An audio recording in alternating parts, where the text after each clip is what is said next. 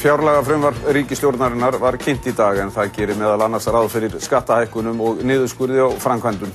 Stjórnarandstaðan ósátt og formaður Vinstri grænna segir þennan niðurskurð blóðugan. Við fjöllum þetta eftir augnablik.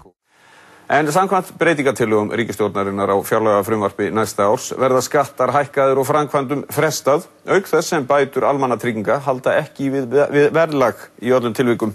Ríkisstjórnin segist standa vörð velferðarkerfið, en stjórnarandstaðan talar blóðug niðurskurðarfjárlög. Steingrímur J. Sigfússon og Kristján Þór Júlíusson eru sestir hjá Sigmari. Velkomnir. Steingrímur, við skulum kannski byrja á þér og byrjum á almannatryggingakerfinu. Hvaða niðurskurður nákvæmlega þar það sem að þú ert að kvarta undan? Já, mér sýnist vera farið þarna inn í almannatryggingakerfið þannig að allir sem eru ofan við lágmarkstrygginguna þeir taka á sig skerðingu strax bara ofan við 150.000 krónur eða eitthvað svoleiðis sem ætla má að sé þá 10% miðað við það að lágmarksupphæðin hækkar 20%. En aðrir fá 9,6% hækkun og munurinn þarna á milli rúmlega 10% og þannig gef ég mér það að þetta sé umtalsverð skerðing á öllum þeim sem eru þarna strax fyrir ofan lágmarkið og þetta eru miklar fjárhæðir sem þarna fara út úr almannatryggingakerfinu. Veistu hversu miklar? Nei, en það skiptir allmörgum milljörðum króna. 4 kannski, milljarðar eða svo. Já. Þetta nú dálítið óljóst og þegar maður fer að fletti í þessu svona þá ekkert alveg auðvelt að átta sig á þessu og mörgu vísað inn í 3. umræðu. En þetta svona eitt af því dapurlegra að það skuli vera farið þarna inn í almannatryggingakerfið og nóg nú samt. Já. Því að hinum megin frá kemur svo auðvitað mikill niðurskurður á ýmsar velferðarstofnanir sem að munu þurfa að þrengja að í rekstri og það bitnar í mörgum tilvikum á sama fólki. Já, við skulum staldra við almannatryggingarnar. Af hverju farið þið þessa leið? Þetta nú svona þannig að það allir að taka á sig mikla kjaraskerðingu og rýrnun en maður hefði nú kannski einhvern veginn haldið að þeir sem að þurfa að sækja inn í bótakerfið ættu nú kannski einna helst að fá frítt spil í því. Já, og það leitast við að gera það. Í þessum tillögum ríkisstjórnar það hárrétt sem Steingrímur segir að þetta er það bil 4 milljarðar ef ég man það rétt eins og þetta var kynnt í fjárlaganefndinni í morgun. Þá þetta breytilegt eftir í hvaða bótaflokki þetta er. Lægstu bætur halda verðgildi sínu og eru verðbættar af fullu meðan að þar eru skertar síðan niður í 10%. Þetta eru samt svo litlir peningar. Ja, þetta litlir peningar sem að fólk hefur á mánuði. Fyrir hvern og einn, það er hárrétt. En í þessari stöðu sem að ríkissjóðurinn þá er bara óhjákvæmilegt að það beri allir einhverjar byrðar og með þessum bótaþegar líka, er það hugmyndafræði? Sko, þetta er fleira heldur en bara bótaþegar. Nei, það er ekkert hugmyndafræðin því að niðurskurðurinn sem við getum kallað svo í þessum tillögum ríkisstjórnarinnar er lang minnstur þarna en vissulega kemur hann inn, það er hárrétt.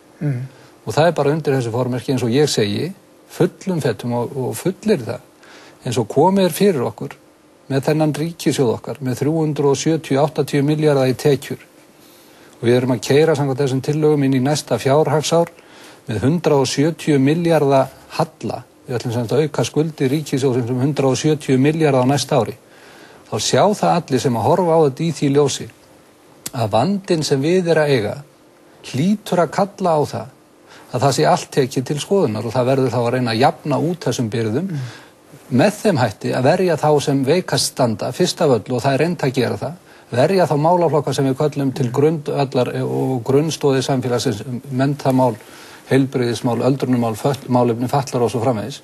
Annað þar fyrir utan, það er miklu meiri skerðingar, það er bara þannig. Já, og að mínum að ekki nægilega miklar. Þetta er eitthvað sem við þurfum að horfast í augu við, að þetta er einhvern veginn svo yfirgengilegar hamfarir að það hlýtur eiginlega að koma allstaðar niður, þetta ekki? Mikil ósköp, þetta er alveg skelfilegi hluti sem við stöndum frammi fyrir og búið að fara illa með okkur, það er engin vafi á því. Er ekki, það sem er undirliggjandi hjá mér, er ekki óhjákvæmilegt að fara inn í almannatryggingakerfið líka? Nei, ég vil ekki skrifa upp á það, því að 4 milljarðar í þessu er ekki stórar fjárhæðir borið saman við ýmislegt annað. Og aðalatriðið er náttúrulega það að við áttum okkur á því hvers vegna er þessi niðurskurður látin staðnæmast þarna? Jú, það er vegna þess að þetta eru sameiginleg fjárlög ríkisstjórnarinnar og Alþjóðagjaldeyrissjóðsins og það segir hér bara beinum orðum í fylgiskjali að þessi niðurskurður sé í samræmi við áætlun sem unnin var með Alþjóðagjaldeyrissjóðnum. Og Alþjóðagjaldeyrissjóðurinn segir, hallin má ekki verða meir en þetta. Það eru auðvitað engin nákvæmnisvísindi á bakvið það að við getum lifað við 170 milljarða halla en 200 eða 190 milljarða sé hins vegar alveg ómögulegur. Það eru fyrirmæli frá Alþjóðagjaldeyrissjóðnum og núna erum menn að fá forsmekkin af því og kynnast. Svo eru þetta samt ekki aukaatriði vegna þess að þarf að vera þetta mikla aðhald? Það ekki mikil aukaatriði þegar að snýra fólkinu sem verður fyrir kjaraskerðingunni. Svo þurfum við líka að velta því fyrir okkur. Hvernig vænlegast að halda utan samfélagið og koma því í gegnum erfiðleikana, lágmarka skaðan sem orðin og vísa ekki vandanum inn í framtíðina og kalla á aukin útgjöld annar staðar og seinna. Ef við dýfkum kreppuna með ofmiklum niðurskurði og ofmiklum samdrætti framkvæmda og ofmiklum uppsögnum fólks, þá fer það yfir í atvinnuleysi og aukin útgjöld þar. Og það hafa margar þjóðir farið mjög illa út úr því að hlýða þessu gamla þreytta frjálshyggju niðurskurðarprógrammi Alþjóðagjaldeyrissjóðsins að reyna að skera sig niður og spara sig í gegnum kreppuna, og ég verð að segja, ég hef ónotalega tilfinningu fyrir því að við sem að lendin í því sama og Finnar lentu í að þeir gleymdu fólkinu í alltaf miklu mæli fyrstu 2 árin. Munurinn á okkur og Finnum í þessu sambandi sá að þegar þeir lendi í sínum áföllum þá brustu svona grunnstoðir í atvinnulífi Finna. Það ekki að gerast hér sem betur fyrir, þannig að við hefum meiri möguleika og betri að mæta þessu veldinu Finnar. Við kannski verðum skuldsettari þjóð hins vegar? Já, vissulega núna, en út af þessum bótaumræðum og öðru þvíum, þá vil ég aðeins fá að nefna hérna. Við erum að tala um það að heildartekjur ríkissjóðsins geti orðið þetta á bilinu 370 til 80 milljarðar. Af þessum tekjum verðum við að standa straum af því sem kallað eru tilfærslur inn í fjárlögunum, sem eru svona bætur og verðbættir samningar og svo framvegis. Þeir taka til sín 205 milljarðar af þessum 370-80. Þannig að það Svo skulum við taka vexti sem að geta legið einhvers staðar 100 milljarðar. Þá eigum við eftir 60 milljarðar til þess að reka allt heila batterið, menntamálin, heilbrigðismálin og svo framvegis. Í þessari stöðu kallað á að menn taki allstaðar á. Það bara óhjákvæmilegt. Þetta nákvæmlega hárrétt hjá Kristjáni. Svona staðan eftir 17 ár sjálfstæðisflokks. Það ekki bara 17 ár sjálfstæðisflokks, ég vissulega hefur að vera, en þú getur svo sem ekkert falið ykkur að forða ykkur frá því. Alls ekki. Ég ætla að benda á það að þetta verkefni sem ekkert óvinnandi vegur að hafa sig í gegnum, en til þess að það gerist, þá verðum við bæða þétt okkur í því hvernig við rekum ríkissjóðinn, en að samaskapi verðum við þá líka að hugsa það að búa til aukin verðmæti í þessu landi. Já, en við skulum líka tala um að því að það fleira í þessu, til dæmis bara það að það verið að hækka skatta. Já. Og hérna, nú eru tekjur fólks að draga saman, svo bæti skattahækkun ofan á það. Væntanlega þetta ekki til þess fallið að greiða úr þessari kreppu, menn þetta þýðir bara það að fólk hefur minna á milli handana til þess að leggja fram í samfélagið. Já, það ansi hætt við því að svona útfærð skattahækkun, hún náttúrulega bætir ekki stöðu lágtekju og meðaltekju fólks sem að borga skatta á annað borð.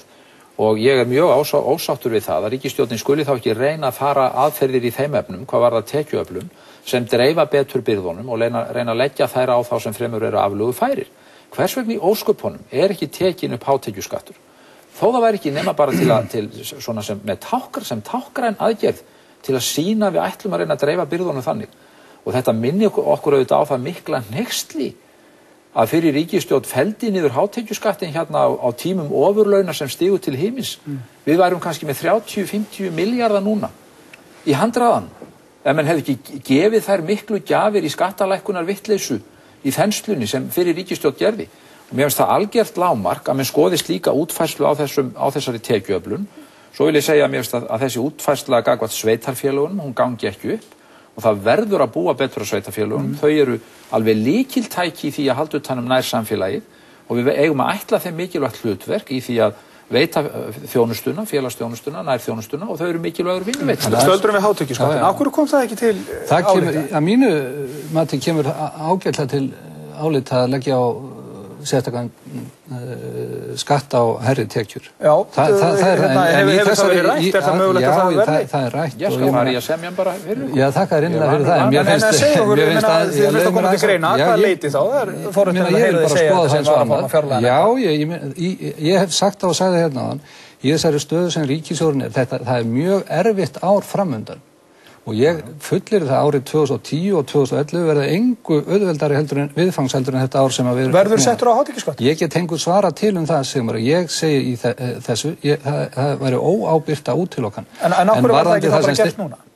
hann skilar okkur ekkert inn á árið 2009. Hvað með að því að þið getur bara verið tákgræn? Þú nefndir það sjálfur hérna áðan að skattahækkun bitnaði á tilteknum hópum og væri erfið inn í þessu ástandi. Vissulega það tímalaust. Við hvaða mörk eigum við að draga hátekjuskattinn? Það þarf að ræða það. Ég fullir það hátekjuskatturinn eins og hann var þegar hann var afnuminn. Hann var fyrst og fremst farin að bitna á millitekjufólki. En það var alla flóknara að finna mörk hvar á að hafa hátekjuskatt heldur en að finna mörk hvar er að skerða bætur.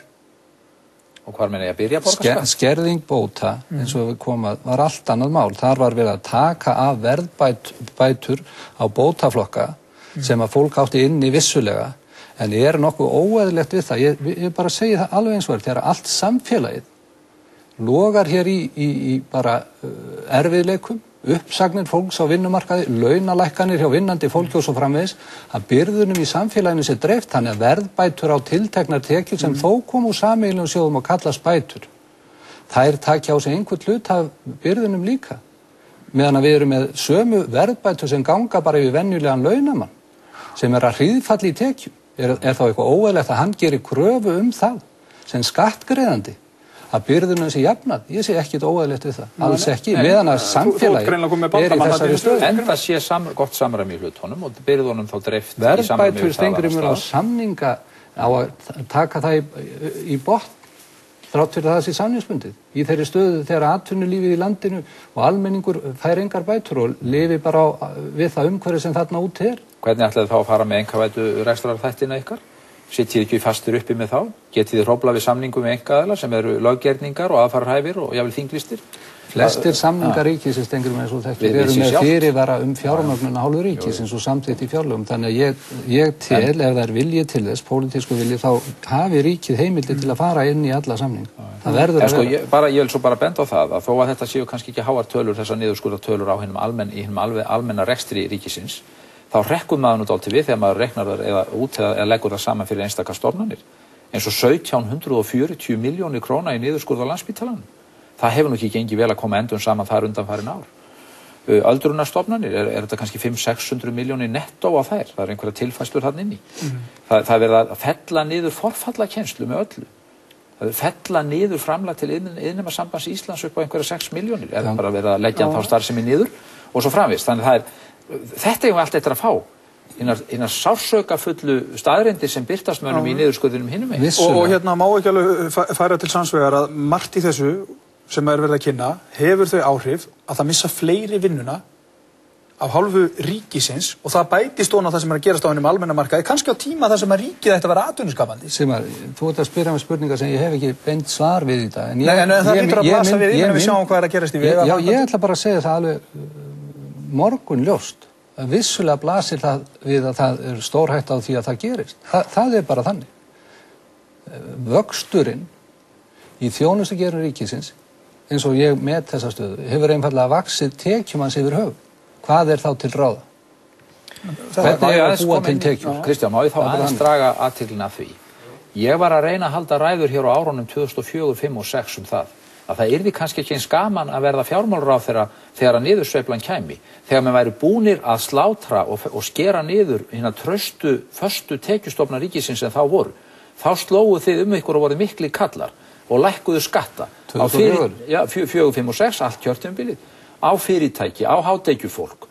Ég hækkaði skatta og ég var bæjarstjóri á Akureyri á þessum árum. Felldu niður eignaskatt og svo framvegis.